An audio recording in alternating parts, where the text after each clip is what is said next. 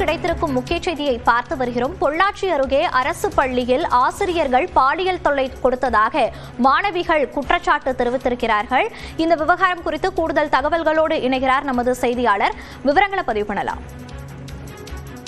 மோனிஷா, அதாவது கோவை மாவட்டம் பொள்ளாச்சி அருகே உள்ள கிணத்துக்கடவு பகுதியில் செயல்பட்டு வரும் அரசு பள்ளியில் பயிலும் 10ஆம் வகுப்பு மாணவிகளுக்கு சில ஆசிரியர்கள் தவறான கண்ணோட்டத்தில் பார்ப்பதாகவும், மாணவிகளின் உடல் மீது ஆசிரியர்கள் கைகளை வைத்து பேசுவதாகவும், மேலும் இதுபோன்ற பாலியல் சீண்டலுக்கு உள்ளாவதாக கூறி மாணவிகள் தங்களுக்கு நேர்ந்த சம்பவத்தை குறித்து தங்களது முகங்களை மறைத்தபடி வீடியோவாக பதிவு செய்து அந்த வீடியோவை கல்வித்துறை அமைச்சருக்கும் மற்றும் சமூக வலைதளங்களில் பதிவிட்டு சம்பந்தப்பட்ட ஆசிரியர் மீது நடவடிக்கை எடுக்க வேண்டும் என கோரிக்கை வைத்திருந்த நிலையில் இந்த வீடியோவானது நேற்று வைரலாகி பெரும் பரபரப்பை ஏற்படுத்தி வந்த நிலையில் சம்பந்தப்பட்ட பள்ளியில் கல்வித்துறை அதிகாரிகளும் மற்றும் காவல்துறை அதிகாரிகளும் புகாருக்கு உட்பட்ட ஆசிரியர்களிடம் நேற்று காலையிலிருந்து நேற்று இரவு வரை தொடர்ந்து விசாரணை மேற்கொண்டு வந்த நிலையில் சம்பவம் இடமான பள்ளிக்கு நேற்று இரவு வந்த பாதிக்கப்பட்ட மாணவியின் தாய் கூறுகையில் இந்த சம்பவத்தில் ஈடுபட்ட அனைவரையும் கைது செய்ய வேண்டும், தகுந்த தண்டனை தர வேண்டும், பாதிக்கப்பட்டவர்களுக்கு நீதி கிடைக்கவில்லை என்றால்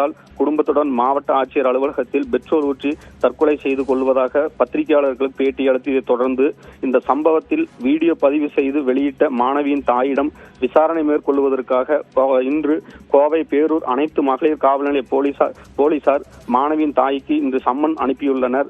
அதில் இன்று காலை 10 மணி அளவில் பேரூர் அனைத்து மகளிர் காவல் நிலையத்தில் விசாரணைக்காக ஆஜராக வேண்டும் என தெரிவித்துள்ளனர். மோனிஷா, விவரங்களை பதிவு செய்தமைக்கு நன்றி சக்திவேல்.